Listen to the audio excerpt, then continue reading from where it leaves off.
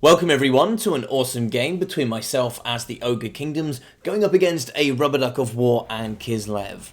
So for those guys that don't know who a Rubber Duck of War is, A, where have you been, and B, he's going to be a fantastic content creator here, part of the CA crew, so do go check him out here on YouTube and see all of his amazing multiplayer videos. So for Ducky, we are going to have the triple armoured Cossars at the front, here with the silver shields, as well as 80 armor. Going to be rather tanky, making a really juicy front line. On the flanks, we are going to be having Kossar spears, bonus plus large there in melee combat, and good range tools, as most of the Ogre Kingdoms don't have too much armor. In the pocket, we are going to have the double ice guard glaives, so coming here with the big, nice ice tip spears. They're going to be having all the magic damage, armor piercing, anti-large as well, melee combat, and then of course that slow effect.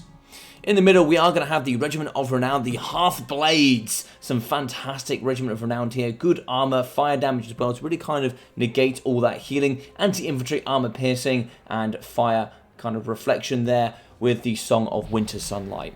For the hero, we are going to have the Frost Maiden Tempest here on horseback. She's going to be having the Freezing Winds ability, so more slows there across the battlefield with the Hawks of Miska, as well as the Gust of True Flight. We're also going to have the Snowflake Pendant, which is a really good mist-based cast. So for the Lord Choice, we are going to have Boris Ursus here on his ginormously gorgeous polar bear, the anti-large armor-piercing sniper here with the armor of Urson, as well as the heroic resilience and the abilities of the Shard Blade, Stand Your Ground, and the Fury of Urson. So fantastic stuff here coming for the front line. In the back corner, something that was incredibly sneaky. I didn't see this, but we are going to have 2 units of the Horse Archers in the back corner, and they're going to have a game and a half for sure.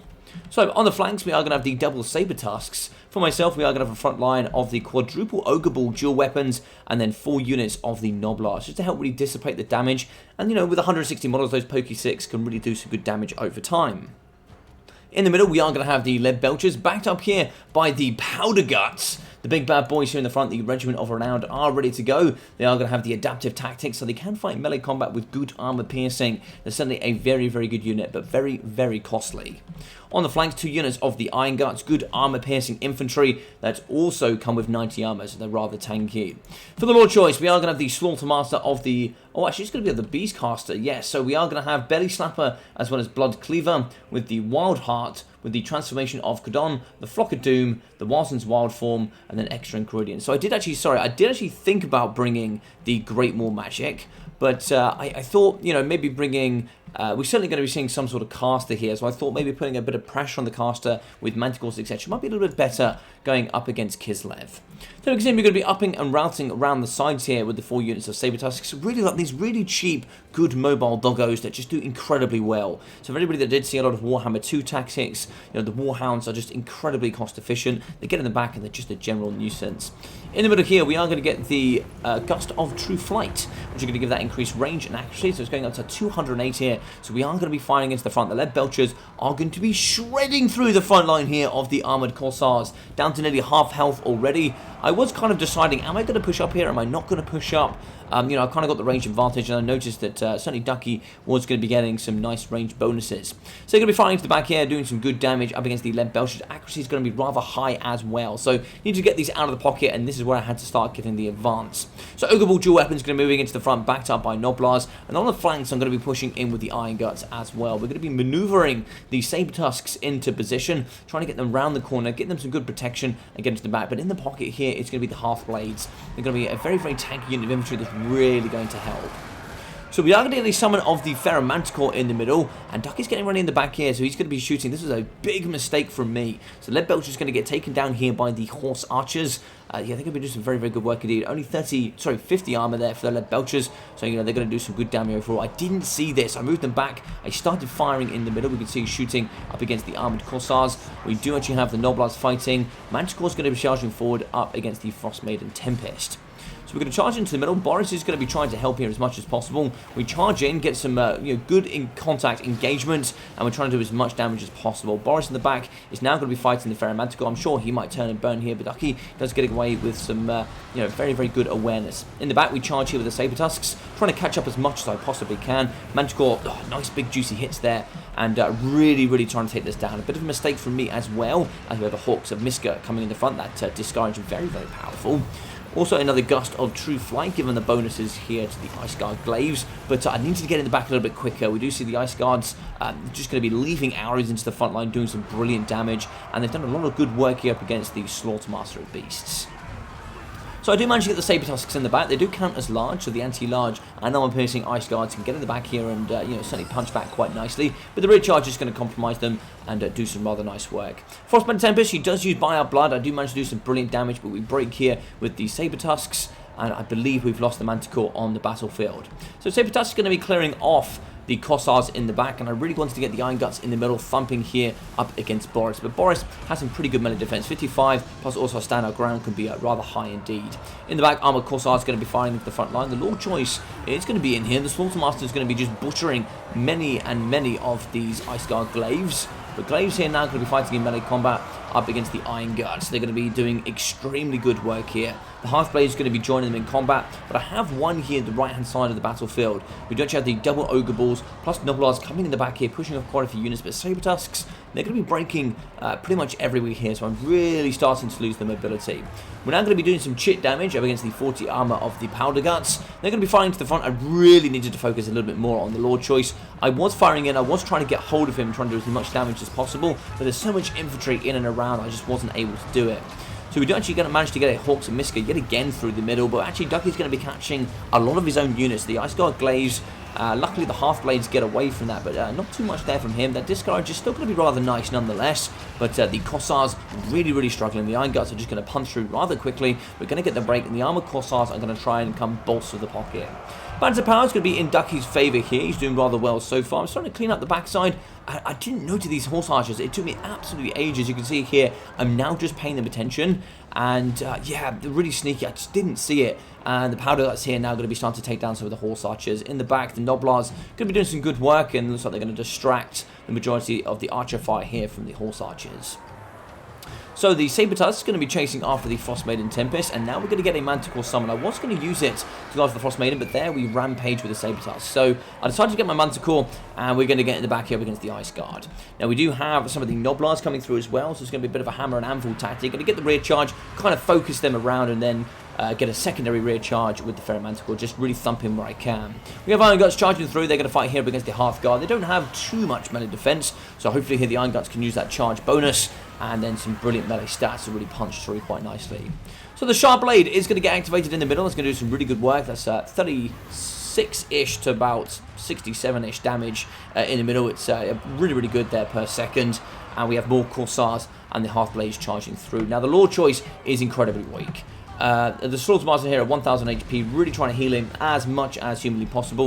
You can see here just cheap Flock of Dooms coming on in the back, doing hopefully as much damage as I possibly can. But they're also there's going to be kind of healing the Slaughtermaster. I do need to engage more in melee combat. We're going to be firing into the fight here with the Powder Guts, really trying to take down Boris as much as possible. But this man is super tanky, and he's such a nuisance to deal with. You can still see 3100 HP, taking a lot of damage, but we are going to rear charge here with the Horse Archers. We do have Noblars coming through, so hopefully we can supplement here a little bit. Double Noblars coming from both sides.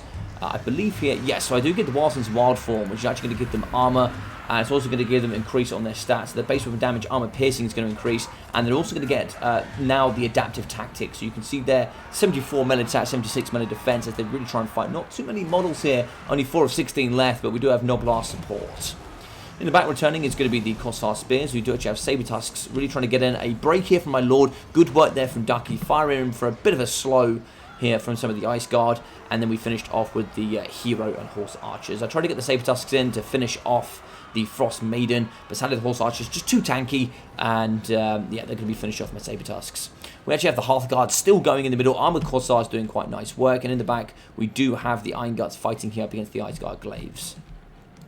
Noblar is going to be pushing in the back here up against the Kossar Spears. They're really trying to push these elements off the battlefield. I really just need to get the range away because it's just taking chip damage over time against me.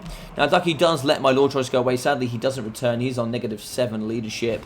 And Boris is on the pounce. And he's going to be rather exhausted. He's going to be chasing up against the very tired Slaughtermaster. And I think here this is going to be GG's. Balance of power is, you know, kind of... It's enough here for me to get back into it, but if I do the Lord Choice, yeah, it is going to be army losses. But we do see here, Saber Tusk is going to be charging off Kossars. A few units returning in the backside. but not really enough here for me to kind of turn the tide of the battle. 2 of the powder guts left. Ogre balls kind of wrapping themselves around it in the middle. They're doing some very good work. There's only 5 models left, and pretty much there, that's going to be the Lord dead, army losses, GG's, and well played to Ducky, and a fantastic build from Kislev. Super, super fine, I must say so. He played it very, very well. Boris coming at 1,350. Only 960 there for the Hearth Blade. The Zargard, of course, the original renown, very, very good. It kind of helps negate all that healing.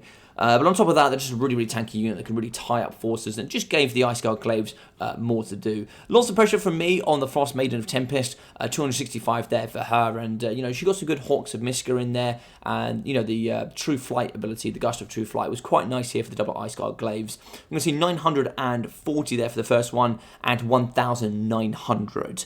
So exceptionally good. This is one that did get bolstered, so that's yeah, very, very nice there from that spell. And if you do overcast it, it does actually become an area of effect, so you can get quite a few units in there indeed.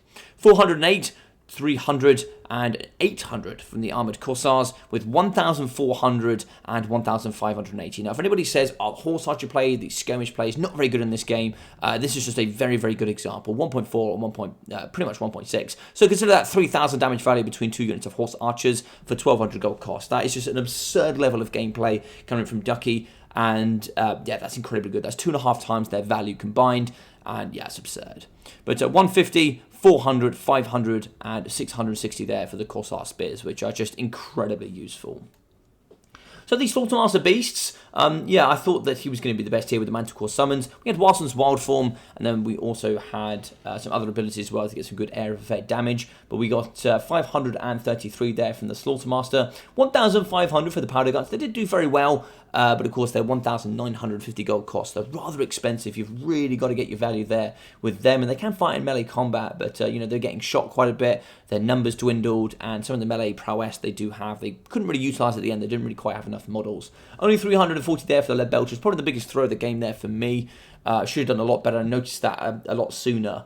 But in the middle, 950 and 725 for the Iron Guts. I just think they're incredibly versatile. They have brilliant weapon strength with armor piercing, plus they have good armor, which really kind of lacks here in the roster of the Ogre Kingdom. So I think just bringing these to the battlefield just gives you a little bit more utilization. You know, they can fight here to pretty much no loss up against the Corsair Spears.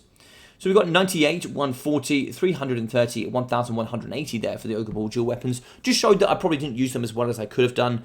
You can see a mixture of values there really going across the board, which means, you know, some got more attention than others, and, you know, sometimes that's just the way it goes.